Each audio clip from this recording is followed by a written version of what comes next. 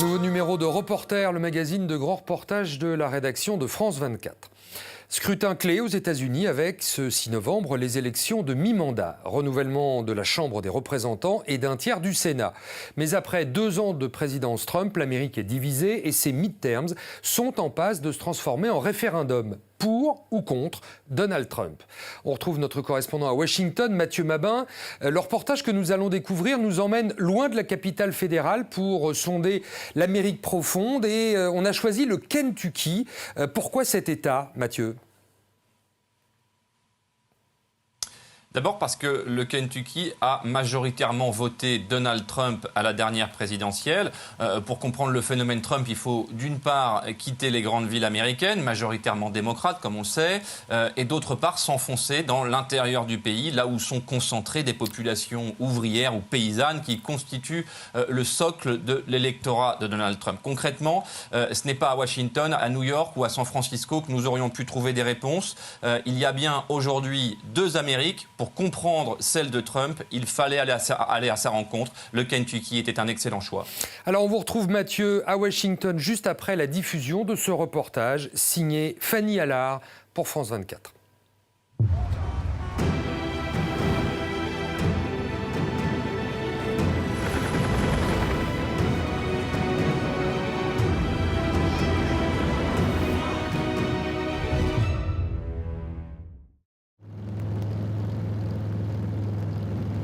Shaun Thatcher habite à Jackson, dans l'est du Kentucky, le Bluegrass State, le pays de l'herbe bleue. Cette région est l'une des plus pauvres des États-Unis. C'est ici qu'il est né, ici qu'il a grandi. Dans son comté, les habitants ont voté à 69% pour Donald Trump en 2016. Shaun est l'un de ses électeurs. C'est important de pouvoir voter. Pour que Trump ait une chance de pouvoir faire ce qu'il veut, il lui faut la majorité au Congrès. Il est approuvé à 87% ici et je pense qu'il va gagner à nouveau. Je ne doute pas une seconde qu'il va gagner. J'espère vraiment qu'il va garder le contrôle de la Chambre. Et peut-être qu'on pourra faire quelque chose. Peut-être qu'au lieu de parler, ils agiront enfin. Frappé par la disparition des mines de charbon, le comté de Brett Heath a perdu 1/4 de sa population en 10 ans.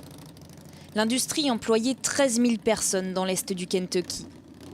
Shaun était mineur de fond, comme son père avant lui, ses oncles et ses frères. Il prenait cette route tous les jours, jusqu'à la fermeture. Tout ce qui est là est neuf. Tout est haut de gamme. Et c'est inutilisé depuis 2015. Plus personne ne travaille. Plus personne ne s'en sert. Plus de 250 mineurs travaillaient ici et se sont retrouvés au chômage du jour au lendemain. Ils n'arrêtaient pas de nous dire « ça va rouvrir, ça va rouvrir ». Mais ça n'est jamais arrivé. Et un jour, tu réalises que ça n'arrivera jamais. Et tu te dis « bon sang, comment je vais faire pour payer mes factures ?» Pour Shaun, pas de doute, c'est la faute du Parti démocrate. C'est la faute du gouvernement Obama si l'industrie du charbon a fermé. Il a tout fait pour ça. Il l'avait dit, c'était ses mots. Il avait dit qu'il mettrait fin au charbon. Et il l'a fait. Il a réussi. En réalité, Obama ou pas, l'industrie n'avait plus beaucoup d'avenir. Trop polluant, mais surtout trop cher, le cours du charbon s'est effondré en 2015 à moins de $50 la tonne. Ça me manque vraiment, et ça me rend triste, bien sûr. C'est la première fois que je reviens ici. Si Shaun a voté pour Donald Trump, c'est d'abord pour ses promesses économiques, même s'il admet ne pas en voir encore les effets. À 250 km de là, à Louisville, la plus grande ville de l'État, Meg se bat, elle, pour d'autres enjeux. Chaque samedi, cette volontaire monte la garde devant la dernière clinique du Kentucky à pratiquer l'avortement. Car tous les jours, des manifestants dits pro-vie se relaient devant l'établissement pour prier. Hail Mary, full of grace, the Lord is with thee. Blessed art thou among women, and blessed is the fruit of thy womb, Jesus. Leurs armes, l'intimidation et la culpabilisation.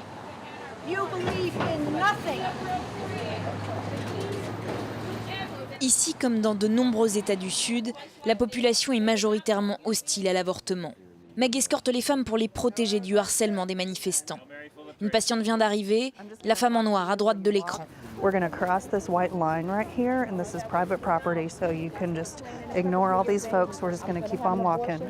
Derrière cette ligne blanche, elle est protégée par la propriété privée, sacrée en Amérique.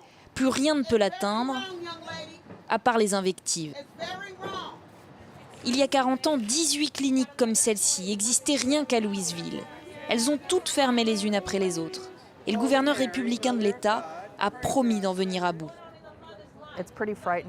Ce qui est terrifiant, c'est que c'est la seule clinique dans tout le Kentucky. Et certaines personnes font tout pour la fermer. Dans l'Amérique de Donald Trump, le droit à l'avortement est sérieusement menacé. Depuis son élection, les incidents devant les cliniques ont été multipliés par 3. Meg espère que les midterms pourront changer les choses. Avec les midterms, nous avons l'opportunité d'élire plus de démocrates à la Chambre des représentants, ce qui, avec le temps, permettrait d'empêcher des lois répressives.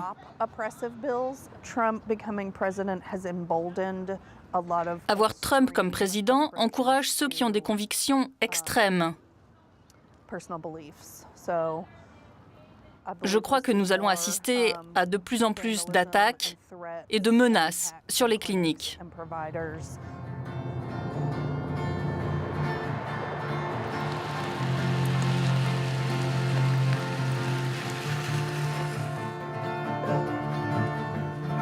Cameron et Jacob habitent Beattyville.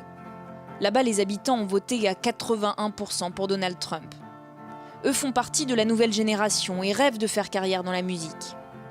En 2016, ils étaient trop jeunes pour voter, mais pour les élections de mi-mandat, ils donneront leur voix aux républicains.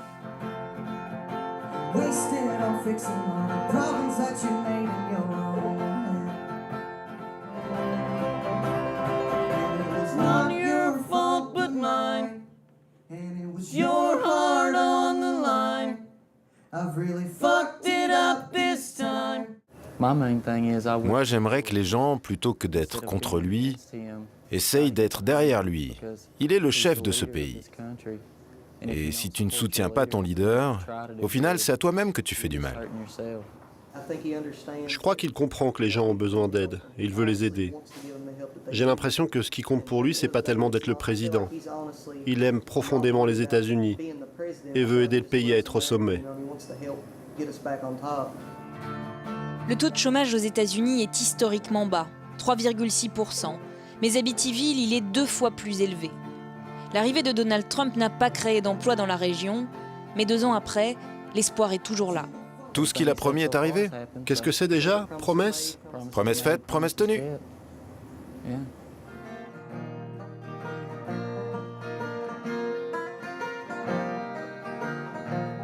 Mais le quotidien de Cameron, c'est l'usine. Il se lève tous les jours à 5h30 pour aller travailler dans les champs de pétrole. Un travail qui lui rapporte $10 de l'heure. C'est dur de trouver un boulot par ici. Mais ce qui est encore plus dur, c'est de trouver un boulot qui paye bien. Ici, la misère sociale est partout. 29% de la population vit sous le seuil de pauvreté. Ce district du Kentucky figure parmi les plus pauvres de tous les États-Unis. Je crois que l'Est du Kentucky a été abandonné par le gouvernement. Et ça fait longtemps. Cameron travaille ici 10 heures par jour. Un métier précaire et difficile. Trump a fait plus pour les pauvres que n'importe quel autre président avant lui depuis que je suis né. Pour les travailleurs, pour les petits propriétaires, pour les travailleurs manuels, pour les gens comme moi.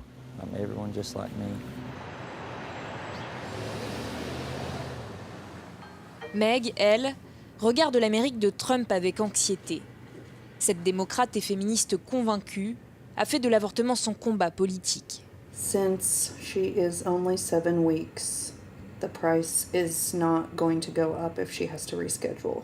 Elle travaille à trouver des financements pour les femmes qui n'ont pas les moyens de l'opération. Car aux États-Unis, les 3/4 des patientes concernées sont pauvres. She had 2 abortions, one because she didn't want to tell her parents and the other because her dad made her. Alors que l'avortement a été légalisé il y a 45 ans, Le sujet est toujours aussi délicat dans ce pays pourtant laïque. Tous les ans depuis 2015, avec l'arrivée de plus de républicains à la Chambre des représentants, il y a eu des restrictions à l'avortement à chaque nouvelle session. Donc j'aimerais que les démocrates regagnent du terrain à la Chambre.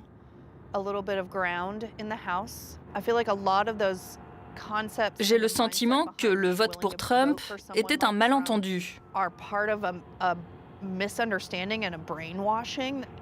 Le résultat d'un lavage de cerveau et d'une peur nourrie par l'ignorance.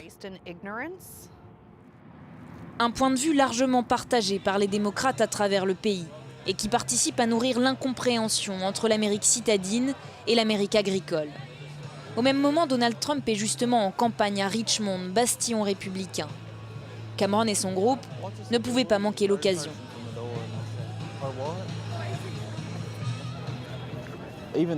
Même s'il est milliardaire, je crois vraiment qu'il s'adresse aux petits entrepreneurs. Il est là pour les gens modestes. Et moi, je suis un gars modeste. Alors oui, j'aime Trump. Et c'est là tout le paradoxe. Pour Cameron et pour les électeurs de Trump, le président incarne la lutte contre Washington et les intrigues politiques. Plus Donald Trump fait la une des médias, et plus ses supporters le soutiennent.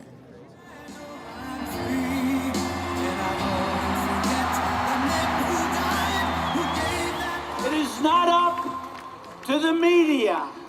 It's not up to the pundits. It's up to you to decide your own fate. Cameron n'a pas pu rentrer dans la salle, mais peu importe. Dehors, dans le froid de l'automne, il boit les paroles du président. We're doing a number. I'm going to be hated so much by some people in this country that made a fortune. But we're getting drug prices way down. And we started it last Friday with the signing of 2 bills. So he's everybody's president.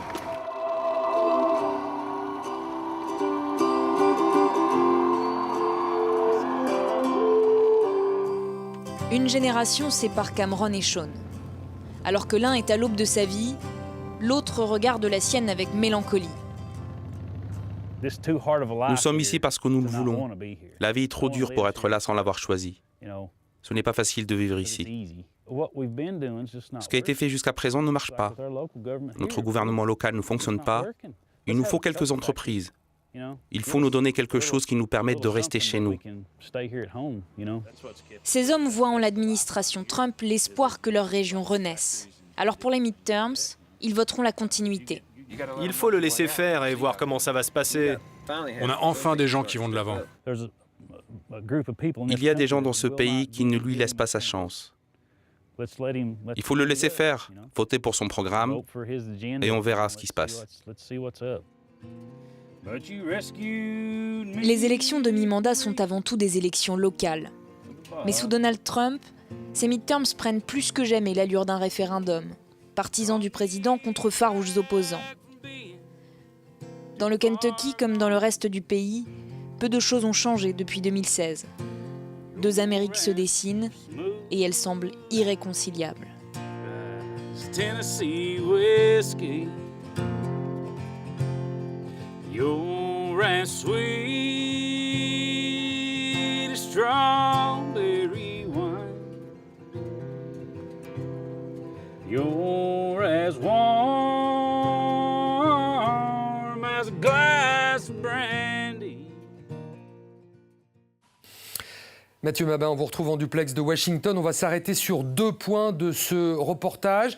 D'abord, on découvre un électorat de Donald Trump moins caricatural que ce qu'on peut parfois imaginer vu de Paris. Oui, absolument, et c'est ce qui est assez déroutant, loin des clichés qu'on peut avoir sur les électeurs de Trump en Europe ou dans les grandes villes américaines, et qu'on décèle d'ailleurs dans le discours sincère de Meg. Vous savez, c'est la militante pro-choix que l'on voit dans le reportage. On découvre des citoyens avec leurs doutes, leurs souffrances, et qui ont voté Trump parce que c'est il n'était pas un politicien comme les autres, ou en tout cas pas un politicien. C'est ce qu'ils disent à nos reporters sur le terrain. Le sentiment existe toujours et d'ailleurs on saura dans quelques jours dans quelle mesure il s'est renforcé ou atténué. Sean, le biker que vous voyez dans le reportage, l'explique très bien. Regardez cet extrait et écoutez ce qu'il nous dit de Barack Obama. Vous allez voir, vu de Washington ou de chez vous, Antoine, c'est assez déroutant. Je pensais que Barack Obama allait être le président qui allait changer les choses. Je trouvais ça bien qu'un Afro-Américain soit élu président, même si je n'ai pas voté pour lui.